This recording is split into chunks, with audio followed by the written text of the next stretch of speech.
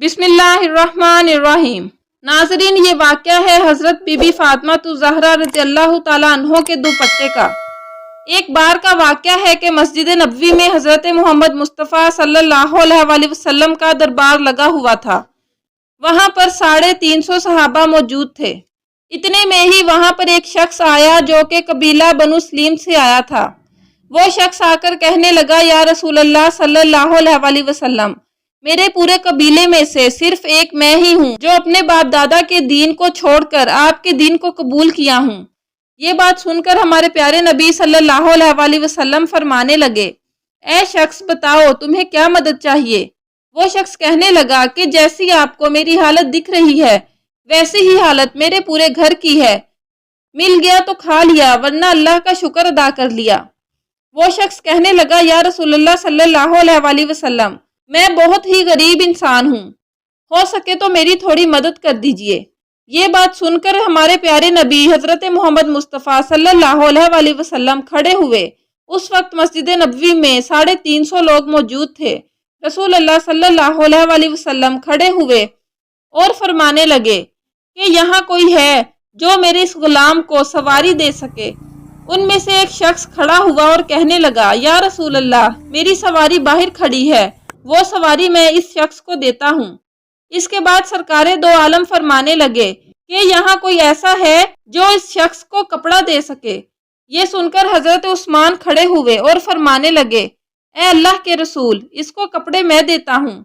ये सुनकर वो शख्स कहने लगा, या रसूल अल्लाह, ये सवारी और कपड़े तो ठीक हैं, लेकिन मुझे भूख बहुत ज्यादा लग रही है, हो सके तो मुझे खाना खिला दीजिए। ये बात सुनकर हमारे प्यारे नबी रसूलुल्लाह सल्लल्लाहु अलैहि वसल्लम फरमाने लगे, ऐ सहाबाओ, यहाँ कोई है जो इस शख्स को 2 रोटी खिलाए। जो इस शख्स को 2 रोटी खिलाएगा उस शख्स की जन्नत की जमानत मैं देता हूँ। निहायत ही सस्ता सौदा था। ये सुनकर तमाम सहाबियों के सर झुक गए और उनकी आंखों से आंसू जारी हो गए। किसी ने कोई भी जवाब ना दिया। तो हमारे प्यारे नबी ने दूसरी मर्तबा फिर फरमाया कि यहाँ कोई है जो इस शख्स को 2 रोटी खिला सके। दूसरी बार भी किसी ने भी कोई जवाब ना दिया। जब तीसरी मर्तबा फिर ऐसा फरमाया तो उन लोगों में से हजरत सलमान फारसी खड़े हुए, या रसूल अल्लाह, ये तमाम सहाबी आपके लिए अपनी जान निसार करते हैं। अगर आप कह दें तो ये लोग हंसते हंसते अपना सर कटा देंगे। फिर ये कैसे हो सकता है कि ये आपके नाम पर 2 रोटी ना दे सकें। ए मेरे प्यारे नबी, यहाँ पर जितने लोग भी बैठे हुए हैं, इन सब के घर में किसी के घर 3 दिन का फाका है और किसी के घर 4 दिन का फाका है। किसी के घर में भी एक भी रोटी नहीं है जो वो इस शख्स को खिला सके। ये सुनकर हमारे प्यारे नबी मोहम्मद सल्लल्लाहु अलैहि वसल्लम फरमाने लगे, ए सलमान, तो क्या ये शख्स मेरी चौखट से भूखा जाएगा। ये सुनकर हजरत सलमान फारसी फरमाने लगे कि या रसूल अल्लाह सल्लल्लाहु अलैहि वसल्लम, इसको रोटी खिलाने की जिम्मेदारी मैं लेता हूँ। प्यारे नबी फरमाने लगे, लेकिन तुम इसे रोटी कहाँ से खिलाओगे। ये सुनकर सलमान फारसी फरमाने लगे कि या रसूलुल्लाह सल्लल्लाहु अलैहि वसल्लम, इसे मैं रोटी खिलाकर ही लेकर आऊँगा। ये कहकर हजरत सलमान फारसी उस दरवाजे के पास उस शख्स को लेकर पहुँचे जहाँ से आज तक कोई भी शख्स भूखा नहीं गया था। जिस दरवाजे पर जिब्राईल अलैहिस्सलाम भी अदब के साथ आते हैं, वो दरवाज़ा किसी और का नहीं था। वो दरवाज़ा हजरत बीबी फ़ातिमा ज़हरा रज़ियल्लाहु ताला अन्हा का था। हजरत सलमान फारसी उस शख्स को लिए उस दरवाजे को खटखटाते हैं और आवाज़ लगाते हैं। अंदर से आवाज़ आती है कि कौन है। हजरत सलमान फारसी फरमाते हैं कि ए बेटी, मैं हूँ सलमान फारसी। हजरत सलमान फारसी फरमाने लगे कि ए बेटी, एक शख्स प्यारे नबी सरकारे दो आलम सल्लल्लाहु अलैहि वसल्लम की बारगाह में आया है और भूखा है। वहाँ पर सहाबाओं में से किसी के घर पर भी एक रोटी भी नहीं है जो इस शख्स को खिला सके, इसलिए मैं इसको आपके दरवाजे पर लेकर आया हूँ। ए बेटी, इसको 2 रोटी दे दो। बस इतना ही सुनना था कि हजरत बीबी फातिमा रज़ियल्लाहु ताला अन्हा की आंखों से आंसू जारी हो गए। बीबी फरमाने लगी कि ए चचा, इस शख्स से थोड़ा साइड पर होकर मेरी बात सुन लें। हजरत सलमान फारसी उस शख्स से थोड़ा दूर होकर हजरत बीबी फातिमा रज़ियल्लाहु ताला अन्हा की बात सुनते हैं। बीबी फातिमा ज़हरा रज़ियल्लाहु ताला अन्हा फरमाती हैं कि ए चचा, آج 3 دن ہو گئے ہیں، میرے دونوں شہزادوں نے ایک لقمہ بھی نہیں کھایا۔ میرے گھر میں کھانے کی کوئی چیز بھی موجود نہیں ہے جو میں آپ کو دے سکوں۔ اس شخص کو کسی بہانے سے واپس لے جائیں۔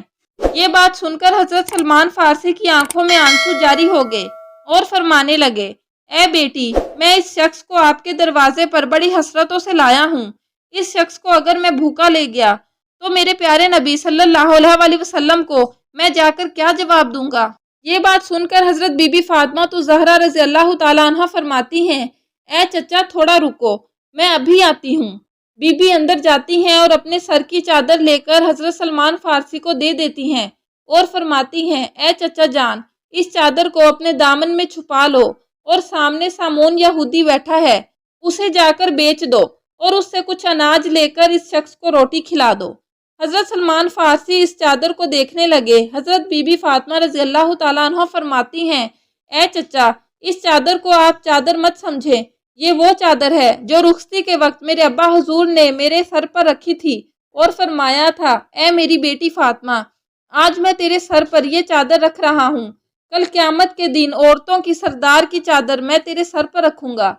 حضرت سلمان فارسی اس چادر کو لے کر سامون یہودی کے پاس پہنچے۔ اندر سے وہ یہودی باہر آیا۔ حضرت سلمان فارسی فرمانے لگے، اے سامون، آج تک تم نے پیسوں کے بدلے گندم دی ہوگی، جوں کے بدلے آٹا دیا ہوگا، لیکن آج میں ایک ایسی برکت والی چادر لے کر آیا ہوں۔ آج میں نبی کی بیٹی کی چادر لے کر آیا ہوں۔ یہ چادر تم رکھ لو اور اس کے بدلے میں کچھ اناج دے دو، جس سے ان کے گھر میں آنے والے مہمان کا پیٹ بھر سکے۔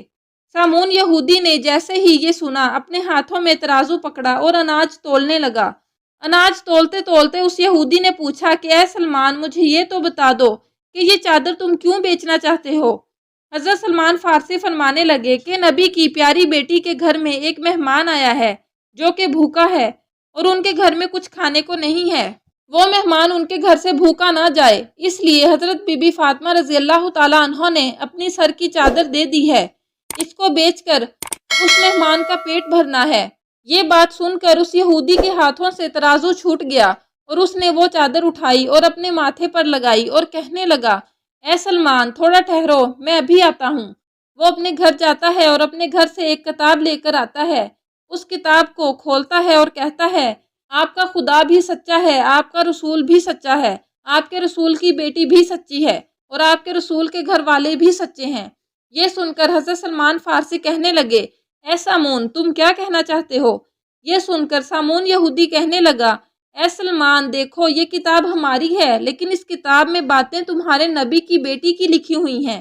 اس کتاب میں لکھا ہے کہ جو آخری پیغمبر ہوں گے، ان کی بیٹی اتنی سخی ہوگی کہ ان کے دروازے پر ایک غلام ایک مہمان بن کر آئے گا، تب ان کے گھر پر کچھ بھی کھانے کو نہ ہوگا تو وہ اپنے سر کی چادر بیچ کر اس مہمان کا پیٹ بھر دیں گی۔